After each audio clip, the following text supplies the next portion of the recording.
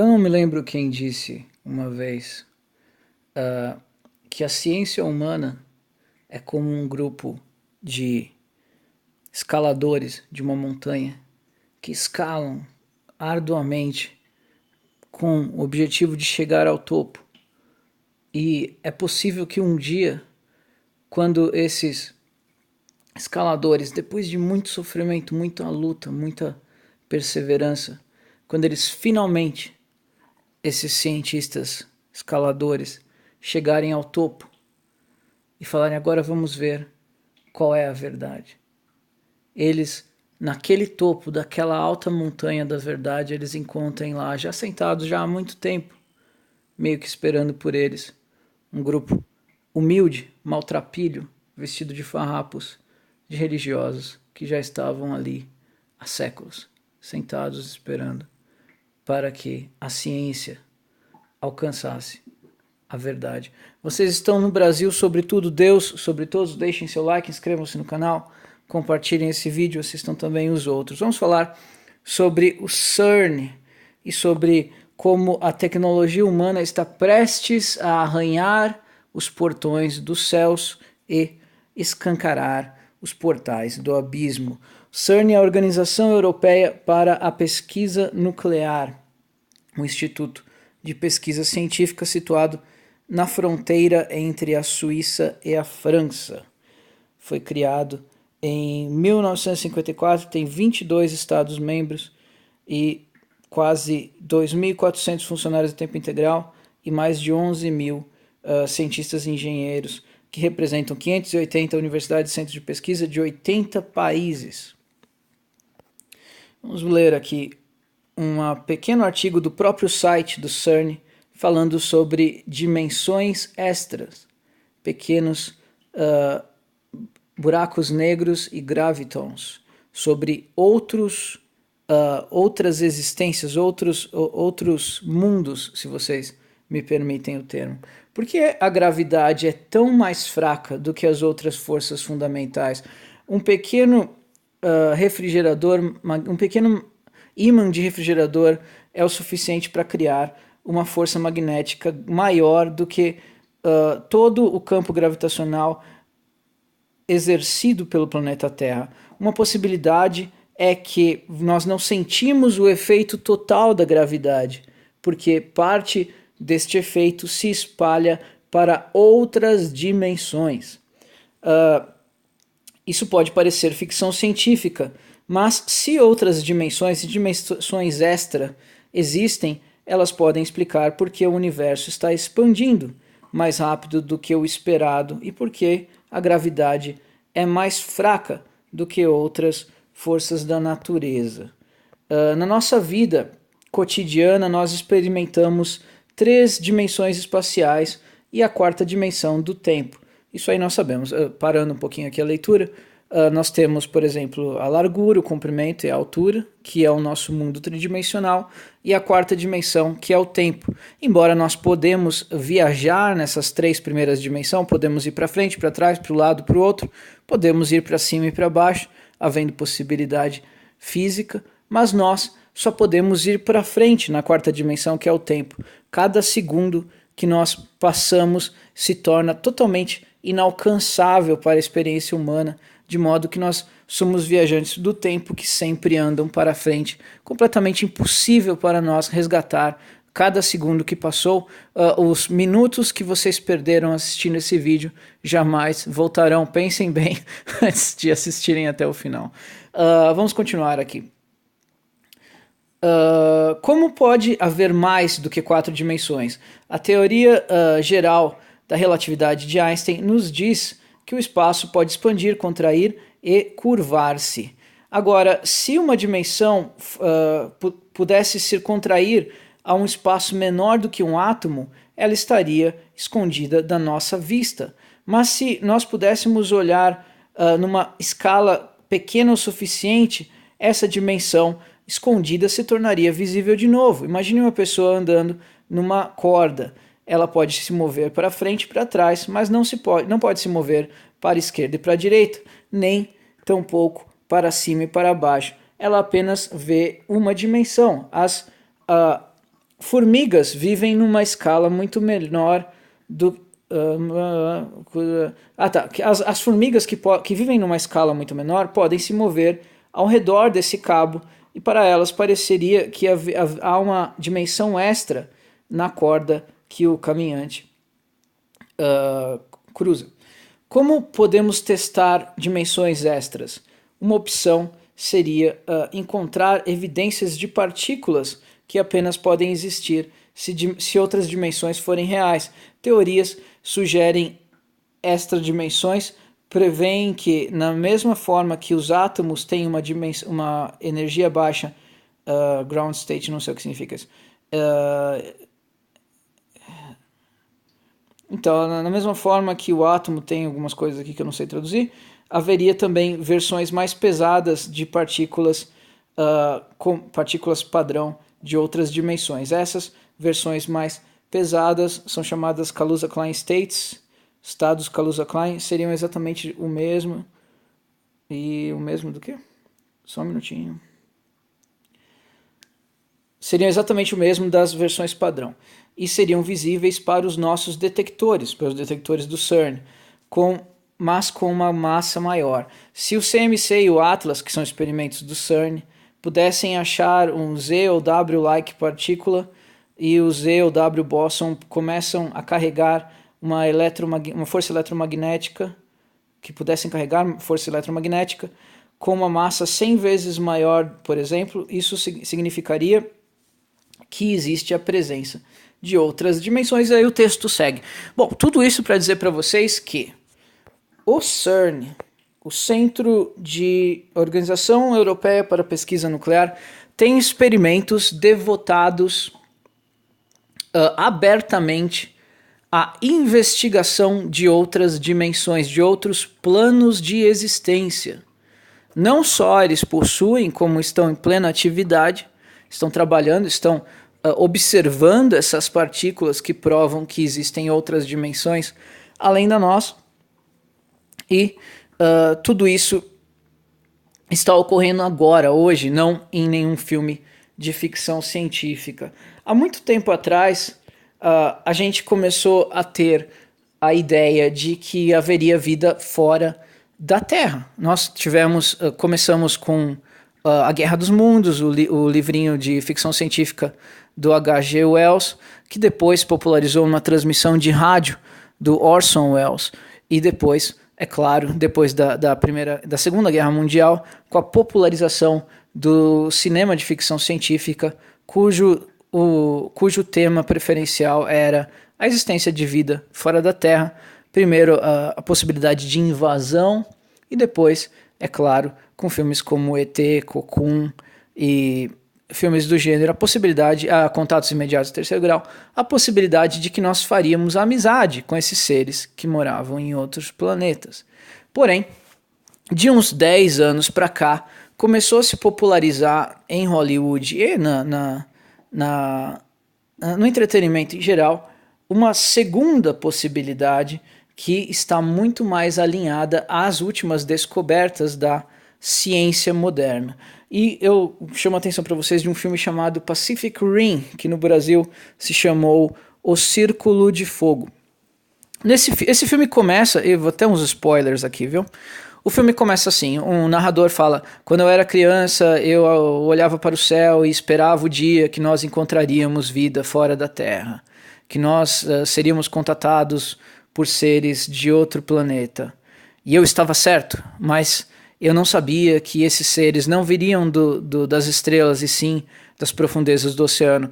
Porque no filme, um portal dimensional, literalmente um portal dimensional, se abre no abismo do oceano e monstros saem do abismo, e daí eles têm que fazer esses robôs gigantes aí para lutar contra os monstros. Mas interessante é que em vez de vir do espaço, os monstros vêm de um portal dimensional que se abre dentro do abismo mais profundo do nosso oceano. E esse tema era muito comum na obra do maior escritor de horror da história da humanidade, Howard Philip Lovecraft, e sua teoria, seu mito de Cthulhu, os antigos, deuses com D minúsculo, monstros que viveriam no abismo e tal, e que de alguma forma eram cultuados por semi-religiões, por semi-cultos espalhados pelo mundo, e sempre as historinhas dele, o protagonista se metia num lugar que era dominado por esses cultos e tal, e acabava se metendo numa tremenda encrenca, e acaba devorado pelos monstros, alguma coisa do tipo. É sempre o tema recorrente da obra do Howard Philip Lovecraft, os monstros do abismo, o que ele chamava de os antigos e tal. E havia sempre aquela temática de que eram seres abomináveis que estavam presos em algum tipo de abismo. E isso se espalhou, criando praticamente todo um subgênero do horror moderno, seja na literatura, seja no cinema. E esse tema recorrente de seres que habitariam o abismo.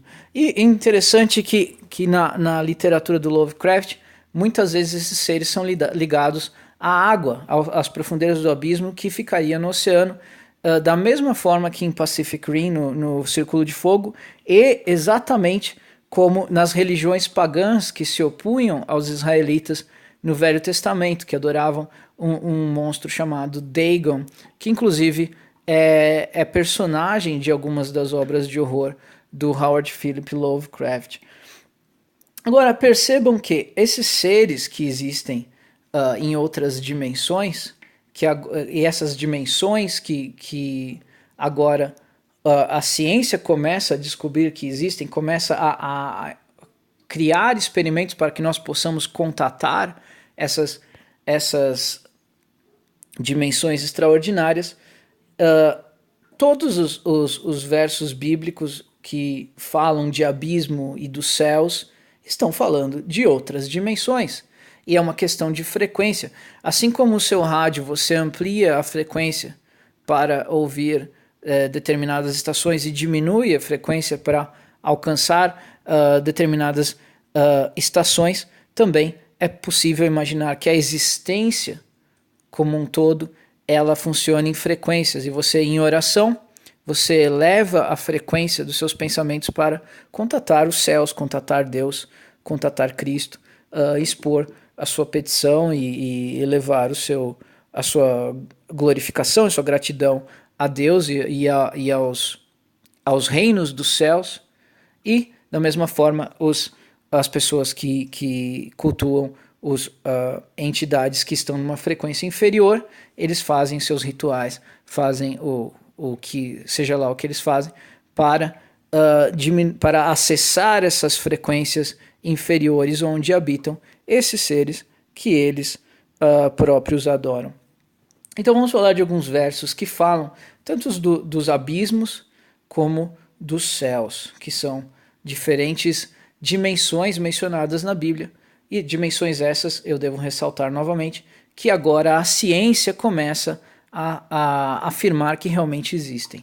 Porque Deus não poupou os anjos quando pecaram, mas lançou-os no inferno e os entregou aos abismos da escuridão, reservando-os para os juízos.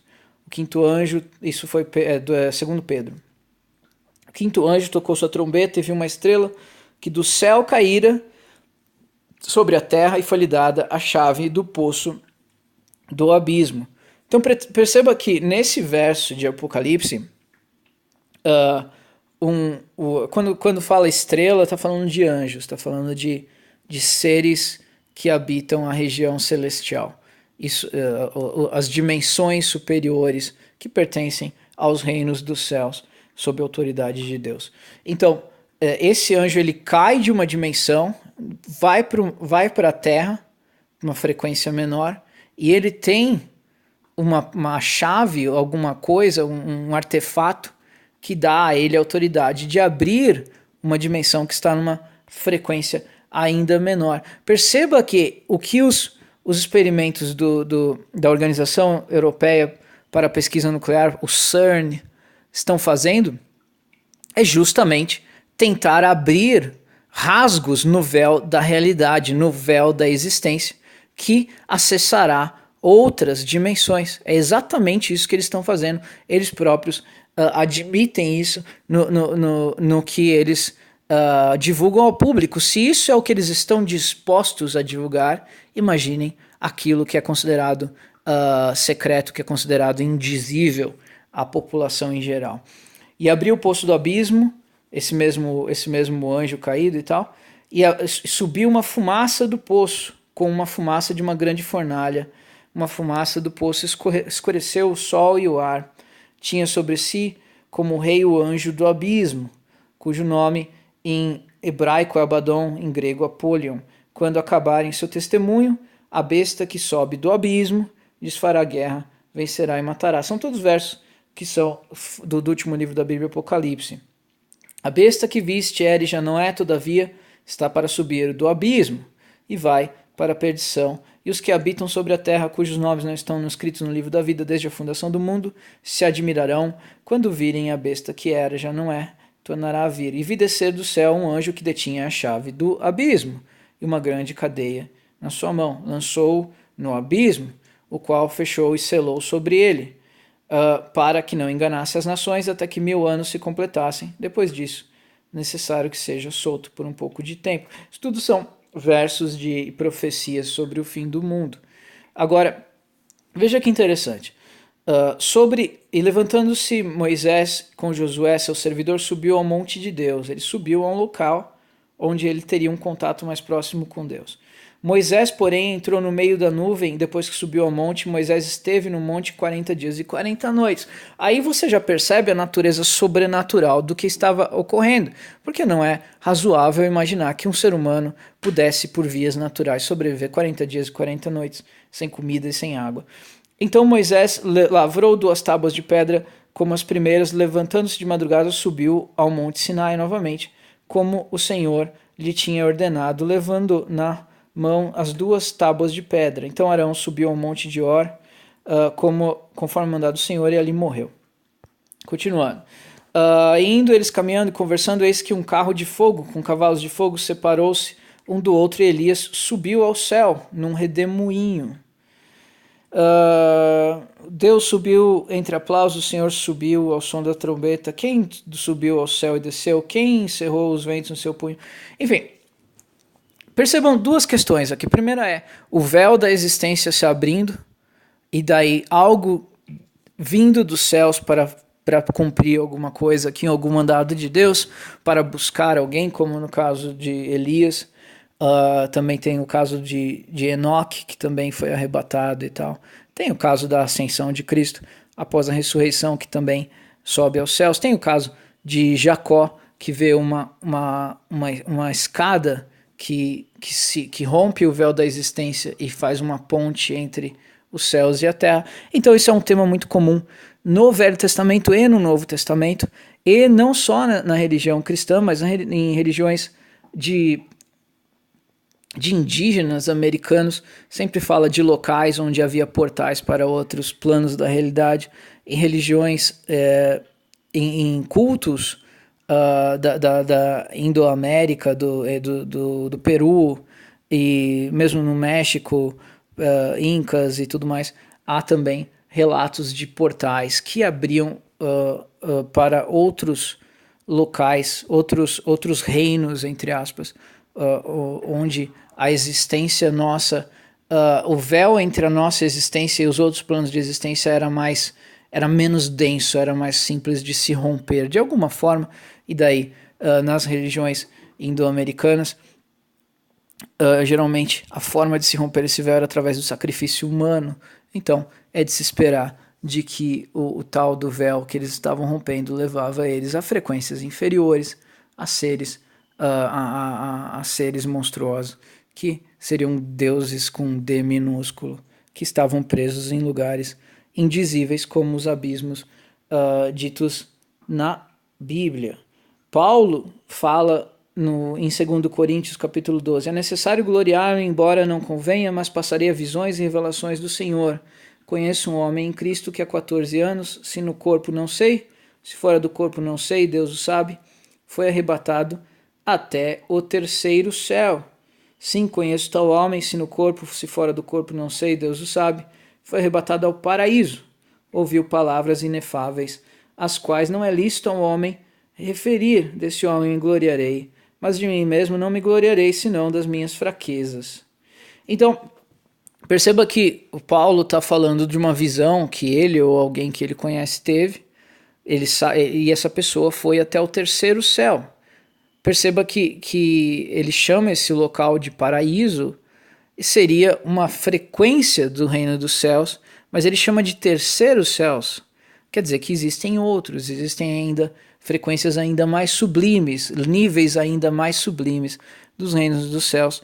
Então, interessante, mais uma menção a dimensões dimensões extraordinárias que não a nossa. O que é você dobrar seu joelho, você começar a clamar a Deus e depois você sentir que tem algo diferente em você, que você já não está mais funcionando na simples carne, mas que você sente que você conseguiu, com a sua humilhação, com a sua subserviência, clamando a Deus e tentando focar em Deus, você percebe que você está sentindo algo diferente, então você se sente pronto para fazer sua oração, apresentar sua queixa, apresentar a sua gratidão e fazer sua petição para Deus. O que é isso senão uma forma de estabelecer contato com outras dimensões que nós, cristãos, acreditamos serem mais sublimes, estarem numa frequência mais alta, onde habitam seres celestiais e nós, cristãos, esperamos,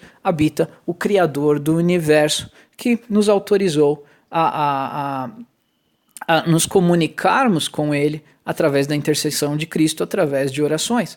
Então, o que seriam as orações senão formas de abrir portais para outras dimensões superiores nas quais as nossas súplicas podem ser ouvidas por aquele que pode atendê-las ou pelo menos entendê-las.